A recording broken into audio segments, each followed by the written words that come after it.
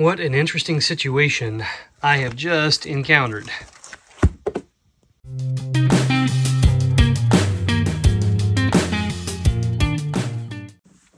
wanted to tell you about a kind of a strategy I've been doing. I've talked about this on previous videos, which is where I'll buy a lot of postcards at once.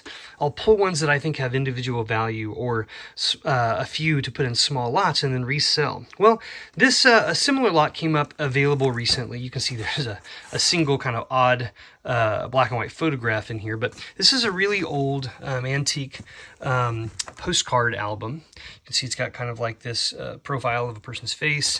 It's got some condition issues, but it's a cool old one. It had approximately 215 postcards in it.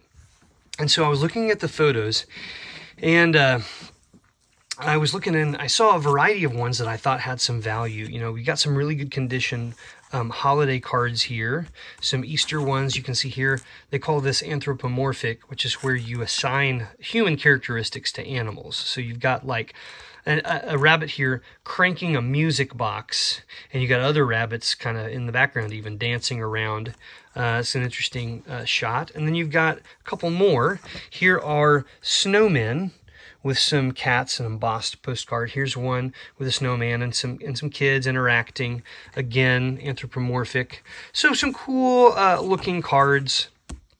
We got some Valentine's ones, and even some more. And then, you know, some nicer, some German ones here with children pushing around best wishes. Some of these are like birthday and various ones. But, you know, some decent quality ones. But really what caught my attention, folks, on this particular lot, aside from the fact that I have some nicer quality ones there, were a handful of Santa Claus and Halloween postcards, which you can see right here. I'm going to pull these out. You know, these are not the most valuable in the world, especially with condition, Santa Claus ones, but Santa ones tend to do pretty well. We've got some patriotic ones in here. But I was excited. There were 5 or 6 Halloween ones. I thought I'll really make my money back on these. I spent about $300 on all of these. $300 for 215 postcards. And I thought, you know what? This will be a good sale. But I was in for a really big surprise as I started to go through what I expected to be the most valuable cards in the entire album. I was especially excited about this card, which is an Ellen Clapsaddle card, and it's a Halloween card, and it's the type of card that it's movable. So this little arm here has got a little rivet through it, and so it allows it to hold up like it's a mask, and then you pull down and it's a kid's face. I want to say there are maybe 3 or 4 different variations, different kids' faces, and you've got 2 or 3 like children, either girls or boys, and then there's one of an African-American child as well. And these cards regularly are up for sale or sell in the $250 to $350 range for this exact card. And so when I saw that, I thought, wow, I might be able to sell the one card and make all my money back, or close to it, on the whole lot.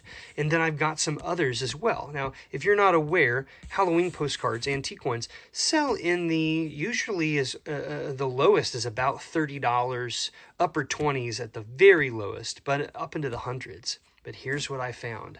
I start going through, and I'm looking at them. They're embossed. They all look the part from the photos.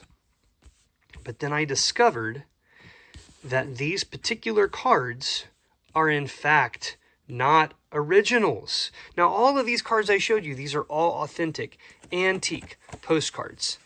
Some of them have writing on them, some of them are posted, some of them are not. That's okay, but they are the real deal. You can see 1909. Almost all of the cards in this lot are authentic, original postcards. But it just so happens that the most valuable, potentially the most valuable ones, are reproductions. And how do I know that? Well, on a couple of these cards, if you look at them closely, you'll see that it says Thanksgiving postcard. The look of them is just very clean and white. That's one indication. It's not embossed, whereas the cards, the original ones, would have been embossed. Much like a card like this. Do you see how it's raised and like that? It has been pressed. The image and the shape has been pressed down into the card. But these, of course, These two at least are not. That was one indication. And then if you read at the top, it says Thanksgiving postcard, and it says a reproduction of an antique postcard. Uh-oh. It also has, somebody has written 1991 on that. Same over here, 1995, a reproduction of an antique postcard. So these are not originals. These have almost no value. Then if we look at these two, other telltale signs, it is embossed, but still the color is not really right. Someone has written Happy Halloween 1994, which anybody could write anything on it, even an old postcard. But at the bottom, it says 1986 for this publishing company. This one here, the one that I thought was going to be the most valuable of all the cards, 1981.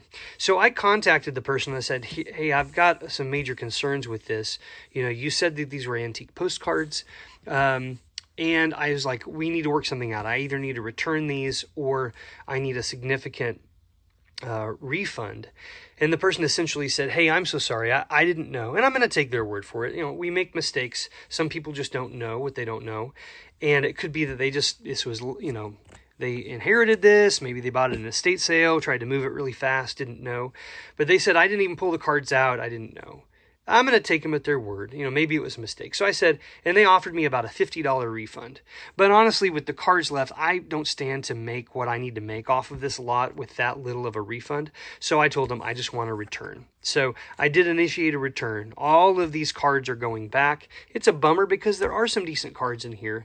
But when I buy things in bulk, if I'm going to sell them individually and they're not terribly valuable, I don't want to spend more than 15 or 20 cents a card. That's just kind of when I buy it in bulk.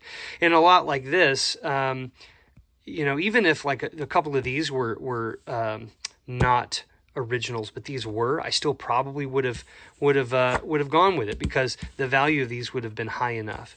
Unfortunately, being what they are, it just didn't make sense. And this happens sometimes, folks. Sometimes people try to scam you. Other times they're not trying to scam you. They just don't know, or they didn't have the knowledge ahead of time. And so I'm not, you know, really, you know, I'm disappointed. I'm not angry or anything, but I'm going to send these back. I'm going to look for the next lot. But I just wanted you to know this is out there. You need to be aware. You need to pay attention. Look at the backs. If there is no stamp and there is no cancellation that indicates the age, you need to look and read and see if there's any indications. If it doesn't look right, if it looks too new, go with your gut. From a separate lot of postcards, I pulled a few out that I think I'll try to sell individually. This was a really nice quality Valentine card. It's embossed. It's got excellent color for its age. The corners are in pretty good condition. And it has been written on, but there's no stamp or anything. Overall clean. That's definitely one. It would be a keeper if I collected, but definitely one to sell. This one has some condition issues, unfortunately, as you can see here on the side. However, it's a unique enough card. I think it'll still sell for some decent money. Again, this is an anthropomorphic card. It's a rabbit dressed up like a woman, and you've got some little children bunnies here holding eggs and being pushed in a stroller. Cute thing. You can see that it has been one time been glued into an album, not unlike this one up here I showed you earlier. Just kind of pulled out. Probably why there was some tears there was when they were pulling it out. Again, a rabbit acting like an artist now this time and painting an Easter egg. So that's a cool little card that's going to go out. Here again, we got some children now. Instead of animals acting like people, now we have people looking like dressed up like animals, kids in these costumes to make them look like little chicks. Again, an Easter card right there by an egg. And you got one of those kind of lesser, you know, I don't see that particular stamp all that often. On them, usually it's the green Washington or Franklin postcards, or stamps rather. And then I just thought this was interesting. People love animals. I know that this will sell. It's a dog just running, you know, not the best condition, some corner issues, a little bit of discoloration, a mark there. I think someone would still be interested in this, though. 1909. It's a neat card. These are the kinds of things I pull out to try to sell individually or in smaller lots.